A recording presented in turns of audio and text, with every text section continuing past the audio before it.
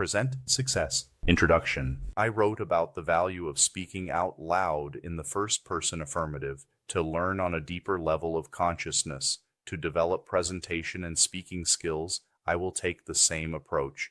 For the best results, I have created a learning program that is designed to increase the quality of the reader's speaking skills and confidence in the process of learning habits for success. The voice has such a tremendous influence in personal contact or in communication of ideas on a larger scale. The voice is probably the most powerful instrument of all. At times, it has directed the history of the world for good and for evil.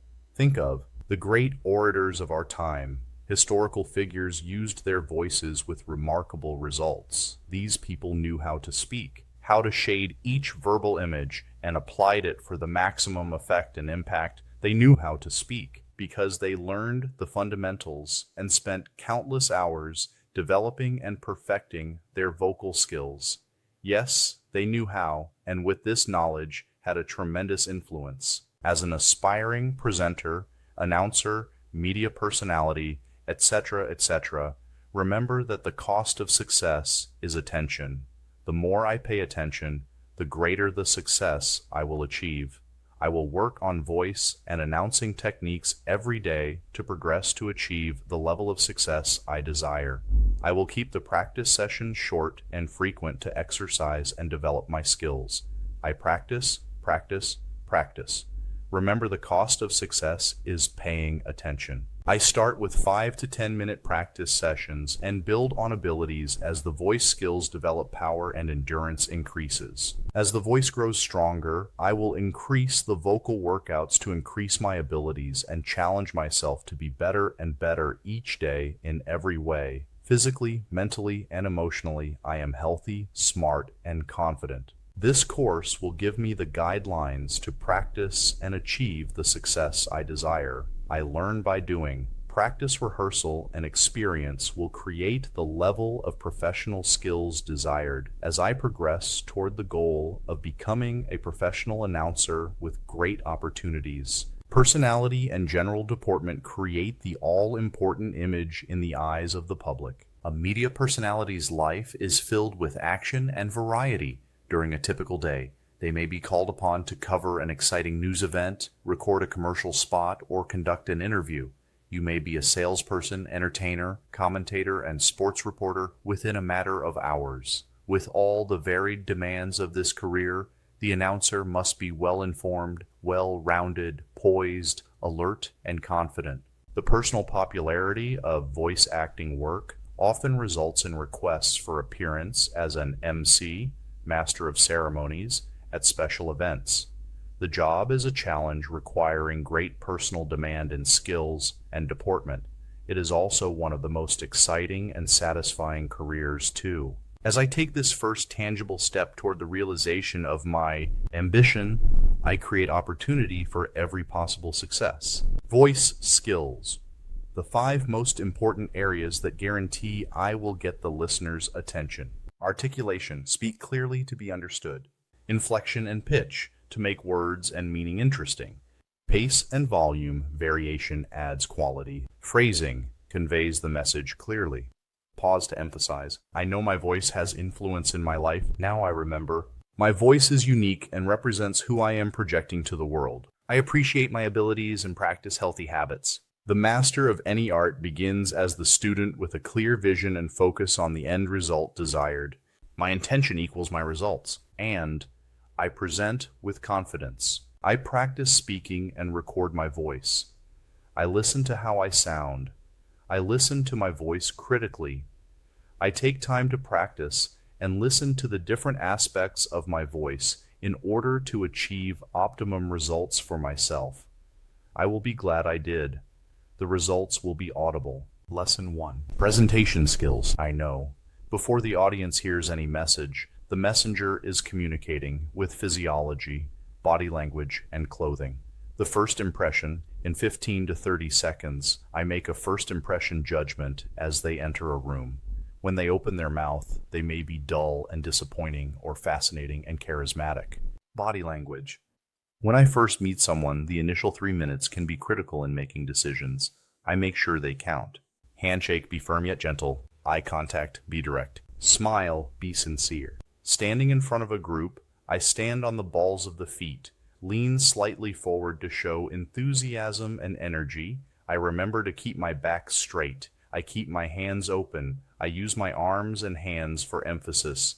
This is useful body language to emphasize a point. In a group, acknowledge each person for several seconds. They feel personally included. When seated, do not cross arms or legs, sitting in a closed body position. This shows defensiveness and shuts down personal power. Sit in an open body position with both feet flat on the floor, hands resting, palms up on my lap. Listening skills.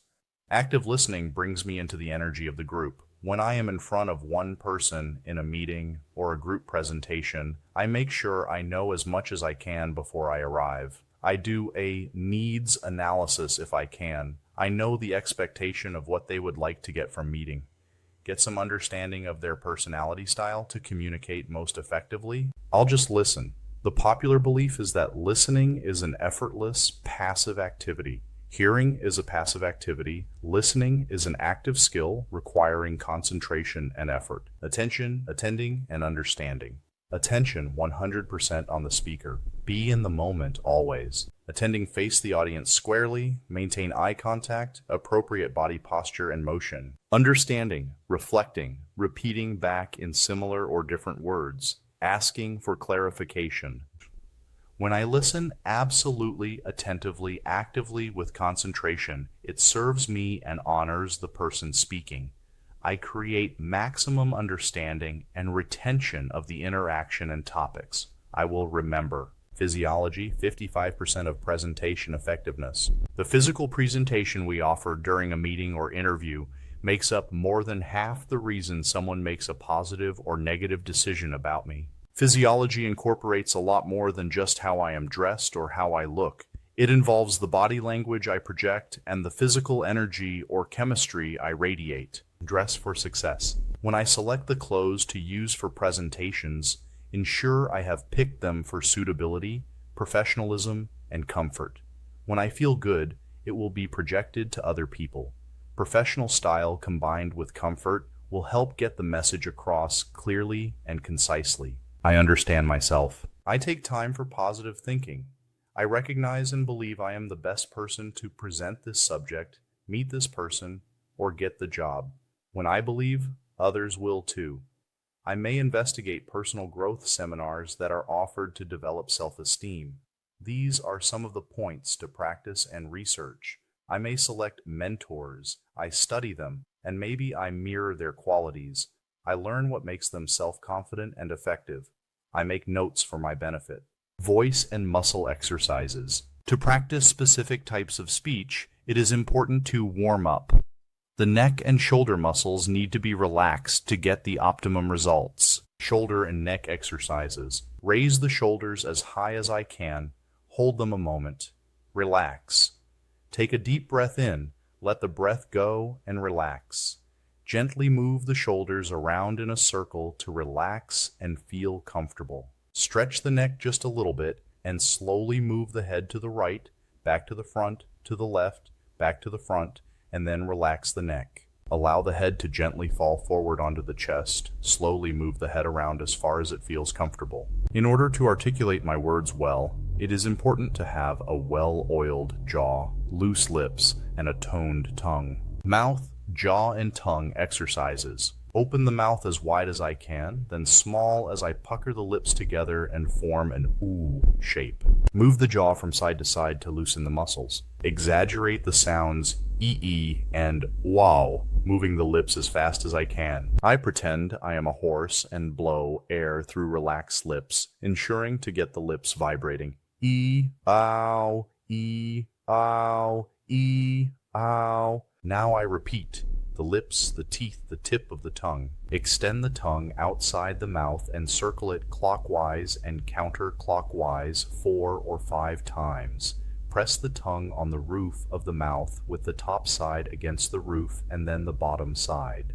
Lesson 2. Breathing. To develop and project the best voice, it is important to learn how to breathe properly. Most people, when focused and concentrating, tend to breathe from their chests. This is a faster, shallow breathing.